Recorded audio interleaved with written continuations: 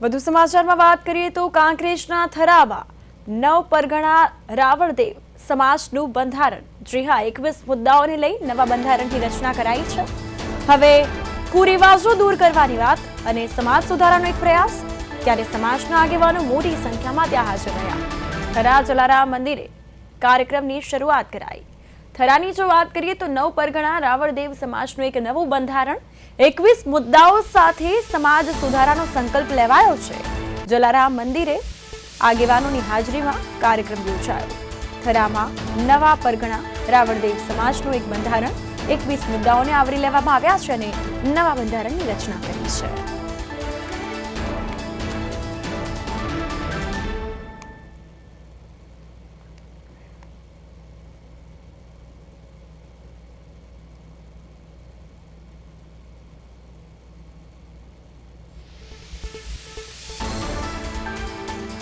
વધુ વિગતો સાથે સંવાદદાતા જગદીશ સોની ફોનલાઈન પર જોડાઈ ગયા છે।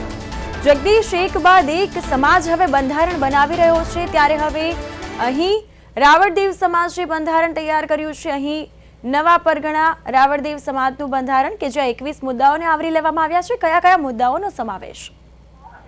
હજી ચોક્કસથી કહી શકાય છે કે વાવથરા જિલ્લાના જે દિયોદર તાલુકાના જે ઓગણની તળાવ પરથી ઠાકોર સમાજનું જે પ્રથમ વખત ઉત્તર ગુજરાતનું જે પ્રથમ વખત શકાય તે બંધારણ રજૂ થયું હતું। ત્યારબાદ રબારી સમાજના અંદર પણ નવું બંધારણ રચવામાં આવ્યું છે। ક્યાંક ને ક્યાંક હવે જે સમાજ છે તે પોતાના બંધારણ વિશે આગળ આવી રહી છે। ત્યારે આજે બનાસકાંઠાના વાવના જે બનાસકાંઠા જિલ્લાના જે થરા ખાતે આજે રાવળદેવ સમાજનું જે નવું બંધારણ રચવા માટે આજે જે કાર્યક્રમ યોજાયો હતો, જેના અંદર કુલ 21 મુદ્દાઓનું આ નવું બંધારણ ઘડવામાં આવ્યું છે। ખાસ કરીને વાત કરવામાં આવે તો બનાસકાંઠાના થરા ખાતે આજે રાવળદેવ સમાજની જે નવ પરગણા છે તે સમાજની મોટી મિટિંગ યોજાઈ હતી। આ મિટિંગના અંદર કુલ 21 જેટલા મુદ્દાઓનો સમાવેશ કરવામાં આવ્યો છે। આ મુદ્દાઓના અંદર જે કુરિવાજો છે તે કુરિવાજો દૂર કરી એક નવા બંધારણની રચના કરવામાં આવી છે।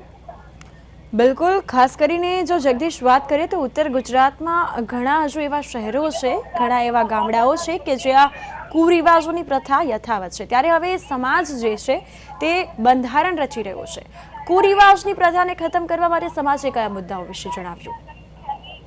હજી ચોક્કસથી કહી શકાય કે ઠાકોર સમાજ, રબારી સમાજ બાદ આજે પરગણા જે રાવળદેવ સમાજ છે, આ રાવળદેવ સમાજે જેમના જે કુરિવાજો છે આ રિવાજોને દૂર કરવા માટે એક સમાજના અંદર એક સમિતિ બનાવી છે। આ સમિતિના અંદર જે મુદ્દાઓ છે તે રજૂ કરવામાં આવ્યા છે।